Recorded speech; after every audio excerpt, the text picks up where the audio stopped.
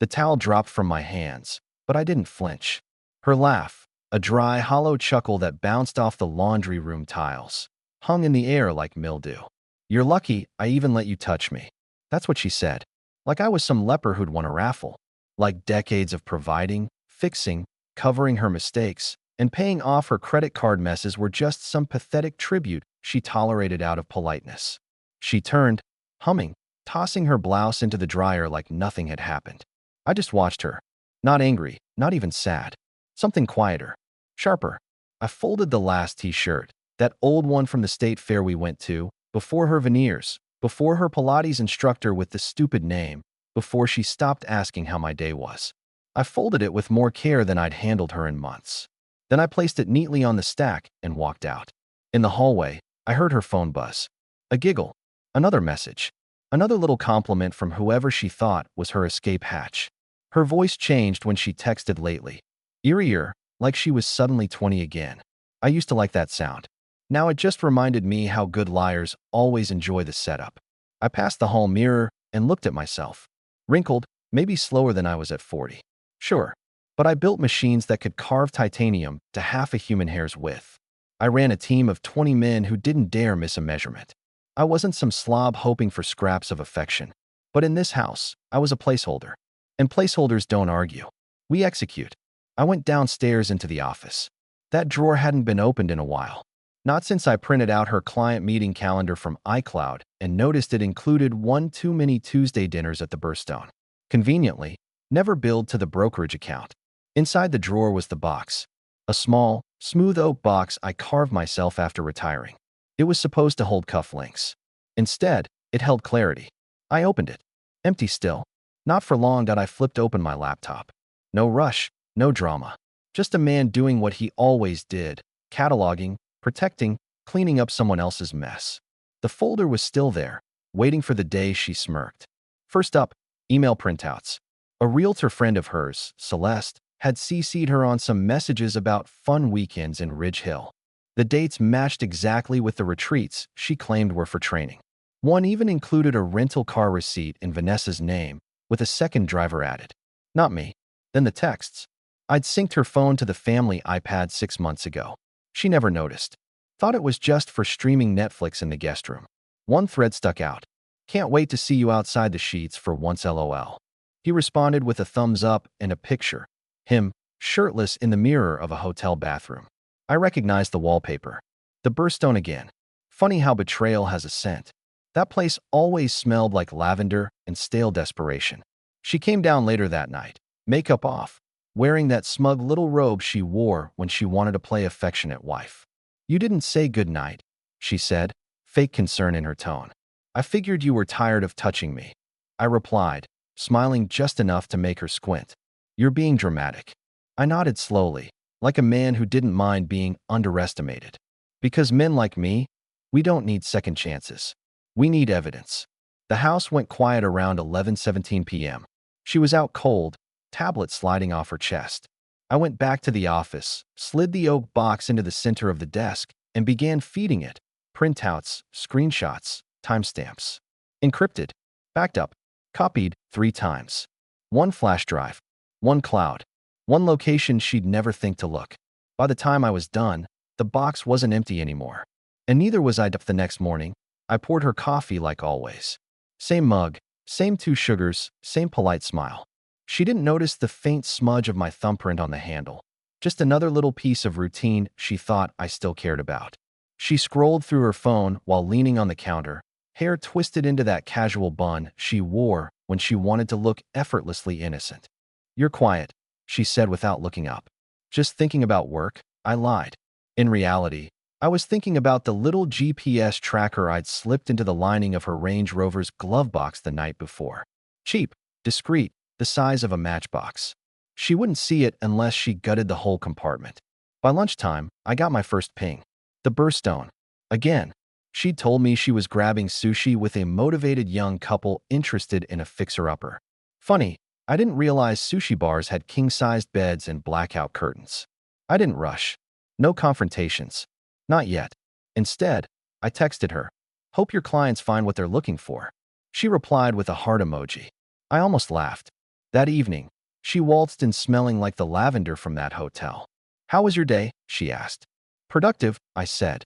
And it was. By then, the audio recorder in her purse had already given me 2 hours of sweet, unfiltered leverage.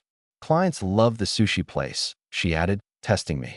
"Yeah," I said, letting the word hang in the air. "I bet they did."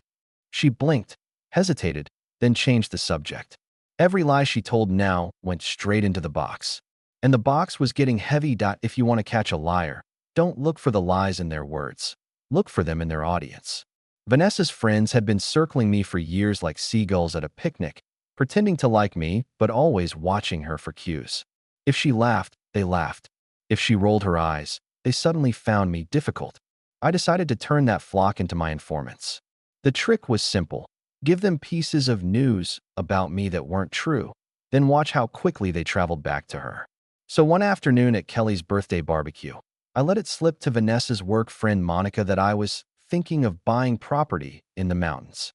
Never mentioned it to Vanessa.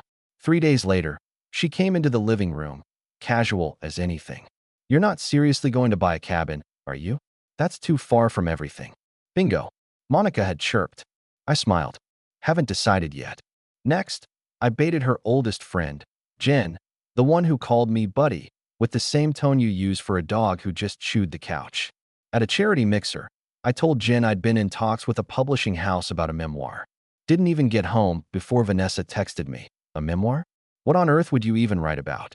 Two traps, two perfect bites. Now I knew exactly which birds were singing in her ear, and they didn't realize they were giving me a map straight to her secrets. The fun part was slipping into questions. "Hey, Monica," I said over margaritas at another get-together. "You ever meet anyone at Vanessa's Ridge Hill retreats? She says they're boring as hell." "Oh," Monica said too quickly. "Yeah, she's always, busy networking there." Translation: Monica knew something. With each little breadcrumb, I pieced together her schedule in a way even she didn't suspect. I knew when she lied about late nights, which clients were real, which ones were ghosts. I even learned the name Elliot before she ever said it. I didn't confront her, not yet. That would have ruined the game. Instead, I played the part of the oblivious husband, the guy who couldn't tell the difference between lavender lotion from a hotel and lavender lotion from her purse. I'd let her prattle on about her day, toss in the occasional uh-huh and really, while mentally logging every inconsistency like a prosecutor building a case. The key was patience. If she thought she was ahead, she'd relax. And when people relax, they stop guarding their words. One night, I accidentally left my phone unlocked on the counter with a fake email thread open. A conversation between me and a made-up female coworker, light and innocent, but just flirtatious enough to be suspicious. Within an hour, Vanessa asked, "So, who's Amanda?" I laughed. "Why?" "Jealous."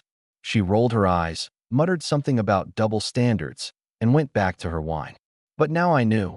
She was watching me too, which meant she was worried I might be catching up. She was right.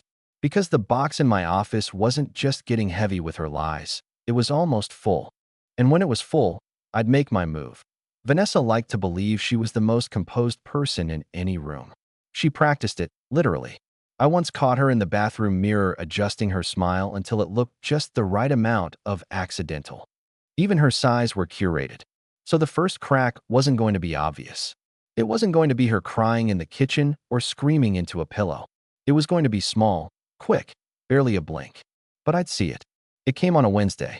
We were sitting at the dining table, her at the far end, laptop open, pretending to be buried in client research, while her phone buzzed twice in a row. Same tone, same pattern, short long. I'd heard it before. She slid the phone under a folder and kept typing. Smooth. I got up, poured myself another coffee, and said without looking at her, "So, Elliot texted you twice in the last 30 seconds. The typing stopped. For a fraction of a second, she froze. Not enough for most people to notice, but I wasn't most people. Her eyes flicked up to me, sharp and assessing, like she was recalculating mid-sentence. "Who?" she asked, her tone just a little too flat. I stirred my coffee slowly. "The guy from Ridge Hill. Tall, dark hair, bad shoes. You've mentioned him." "Oh, him," she said, like the name had just returned from a long vacation in her memory. "We were talking about a property last week. Must be following up." I sipped. On a Wednesday night, while you're supposedly doing client research. She smirked, but her shoulders tightened. Wow, someone's in a suspicious mood. I smiled back, just enough to make her shift in her seat. Just paying attention. That was it. No shouting, no confrontation. Just the smallest reminder that the ground under her wasn't as solid as she thought. I went back to my coffee. She went back to her laptop, but not before sliding her phone into her pocket. That was new. She usually left it face up on the table. The next morning, I put the second part of my plan into motion, controlled disruption. If Vanessa was juggling a lie, I needed to make her drop a ball. Not by accusing her outright, but by tweaking the rhythm she relied on. Her Thursday mornings were always the same: gym, smoothie, shower, out the door. This time, I parked my truck behind her car in the driveway and accidentally slept in. When she came downstairs in her workout gear, earbuds already in, she stopped cold. "You're blocking me." I yawned. "Truck won't start. I'll move it after breakfast." Her jaw tightened. "Can you just move it now?" "I'm late." I checked my watch. "It's 7:12. You've got plenty of time." "Logan," she said, my name stretched into a warning. I let the silence hang, then grabbed my keys and strolled outside like I had all day. I moved the truck, but I'd seen it. The twitch of her fingers, the way her gaze darted toward the street as if someone might be waiting. She didn't get her gym session in that morning, and she hated when her routines got bent out of shape.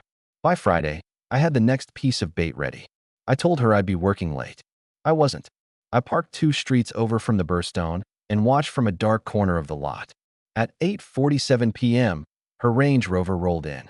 Not even an attempt at subtlety. She stepped out in a dress I hadn't seen since our anniversary trip to Napa. Low cut, deep green, the kind she said was too nice for casual dinners. Elliot met her at the entrance. I recognized him immediately: tall, square jaw, and yes, the bad shoes. They went inside. I didn't follow. That wasn't the point. I just needed the timestamp, the proof she was where she shouldn't be, with who she shouldn't be with. 10 minutes later, I drove home.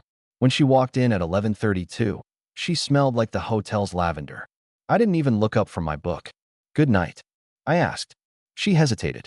"Yeah, just dinner with Monica." I nodded slowly. Monica, how's she doing?" "Fine," Vanessa said too quickly. She disappeared upstairs. The real crack came Saturday. We had brunch with friends, her friends, mostly. Hannah was there, Celeste too. Midway through the mimosas, I leaned back and said, "So Vanessa, did you ever show Hannah those photos from Ridge Hill?" Vanessa froze with her fork halfway to her mouth. "What photos?" "You know," I said, looking as innocent as possible. "The ones from the last trip. You and Elliot by the fountain. The one where you're laughing at something he said." The table went quiet. Hannah's eyes darted between us. Celeste shifted in her seat. Vanessa forced a laugh. "Oh, those. Right.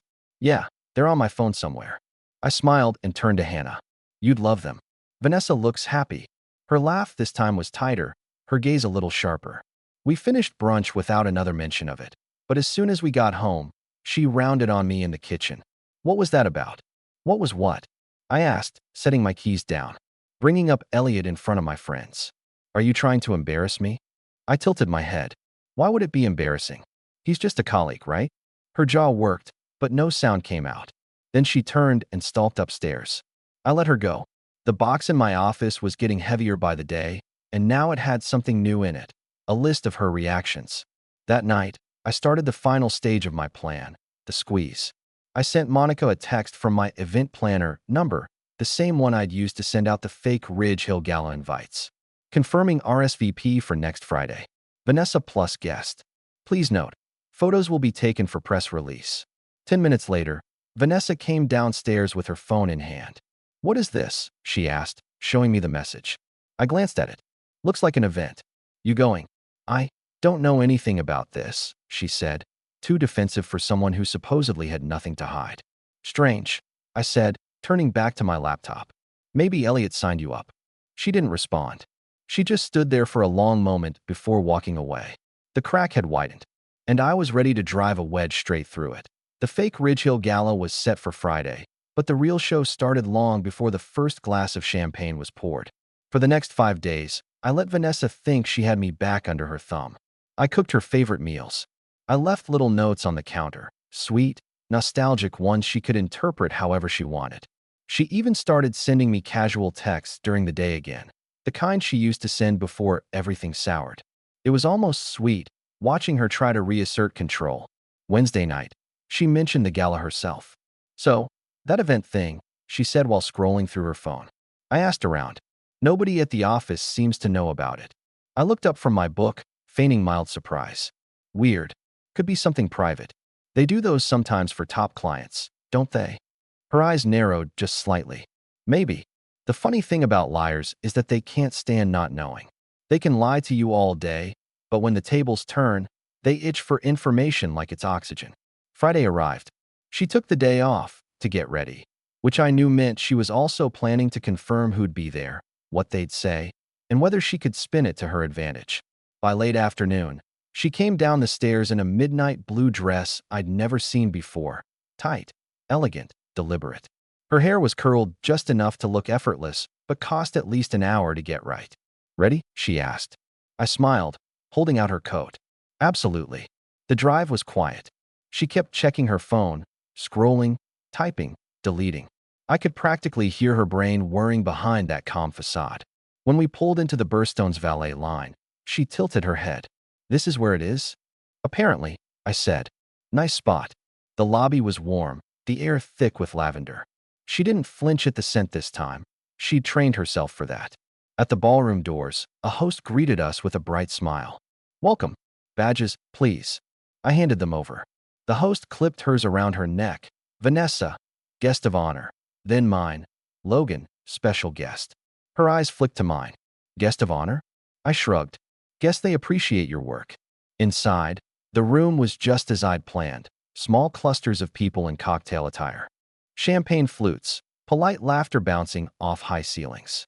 Vanessa's friends were scattered around the room. Hannah near the buffet, Celeste by the bar, Monica pretending not to stare directly at us.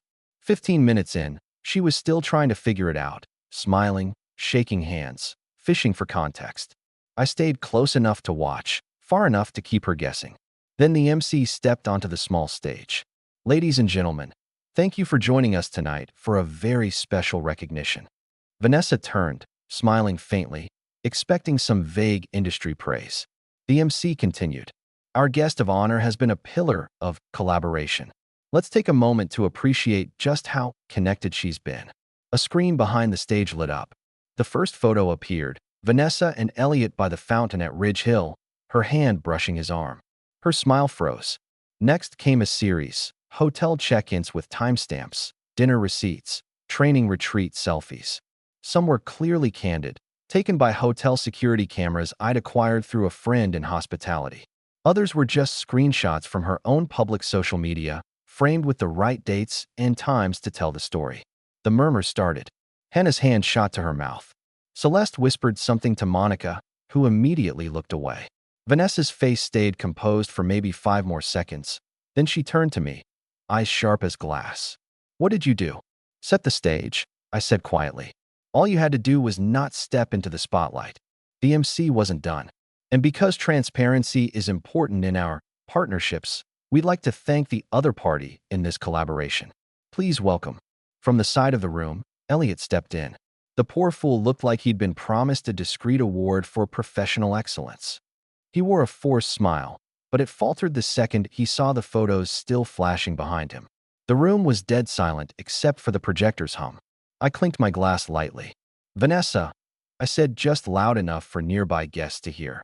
Maybe you can tell them about Monica's sushi place that serves king-sized beds. That was the moment. The exact second she realized there was no spinning this, no pivoting, no you're overreacting. Every friend who'd ever taken her side was standing there, watching the reel. Every lie she'd told about me was now fighting for oxygen under the weight of visible proof. She did what I knew she'd do, grabbed my arm hard enough to hurt and hissed. We're leaving. Now. I didn't move. You can't, I said. But your ride's already gone. Her brow furrowed. She glanced toward the valet doors, where Elliot's car keys were being held by a very polite attendant who clearly wasn't going to hand them over without the ticket. In my pocket. People were starting to talk again, quietly at first, then louder as the slideshow looped. I slipped away from her grip and stepped up to the podium. Folks, I said, smiling like a man who'd just closed a lucrative deal. Tonight was meant to be a celebration of connections. And I think we can all agree, we've seen enough to understand how strong some of those connections have been. A ripple of awkward laughter moved through the crowd. I set the microphone down, turned to Vanessa, and said plainly, "We're done." Then I walked out, calm, unhurried, leaving her standing in the exact center of the room she'd once believed she controlled. Out in the cool night air, I handed the valet my ticket. My truck pulled up, solid and familiar. I got in, drove a block away, and parked. From where I sat, I could see the Burstone's main entrance. 10 minutes later, Vanessa emerged alone. She scanned the lot, phone pressed to her ear, pacing. I didn't need to hear the conversation to know exactly how it was going. She'd be calling Hannah, then Celeste, then Monica, trying to stitch together a narrative before the truth spread too far. But that's the thing about cracks. Once they start, you can't stop them from running. When I finally drove home, the oak box was waiting. Full. Heavy. I didn't need it anymore. But I left it there, right in the center of my desk, unlocked. Because Vanessa's the kind of person who can't resist opening a closed container. And when she does, she'll see exactly what I've known for months. Every lie, every timestamp, every face she thought she'd hidden. And maybe, just maybe, she'll understand that the man she thought was always one step behind had been lapping her the entire time. That'd be why the next morning, the group texts were already leaking. Monica sent me one at 7:14 a.m. She's saying you photoshopped everything. I replied with a single image, the Burstone's official emailed receipt with her name on it, signed by Elliot at check-in. Monica didn't respond. Vanessa stayed out that night.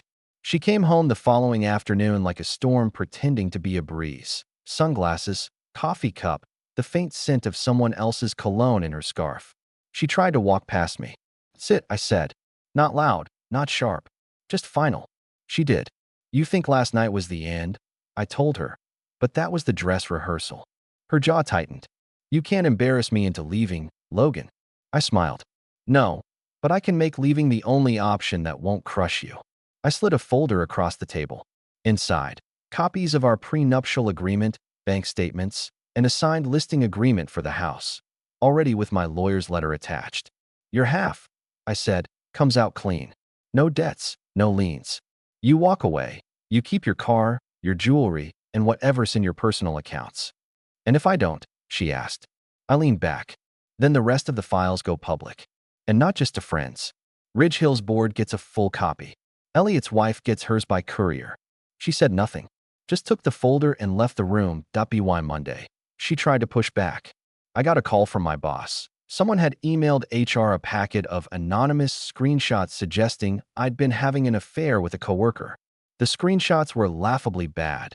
Timestamps overlapping with meetings I'd been in, profile photos cropped from LinkedIn. I didn't even get defensive. I forwarded them to HR along with my alibi and a note. "This is my estranged wife retaliating. If it happens again, my attorney will handle it." The response? "Understood. No further action needed." Later that day, I sent Vanessa a text. That's strike one. She didn't reply. The invitations to brunch stopped first. Then the group chat she'd lorded over went silent on her. She tried a desperate pivot, posting sunlit selfies with captions about fresh starts and real friends only. It fooled nobody. Elliot lasted another 2 weeks before ghosting her completely. I know because she called Monica in tears one night, not realizing Monica still forwarded me anything worth hearing. By the 3rd week, she emailed me directly. "Can we meet and talk like adults?" I replied, "We did that.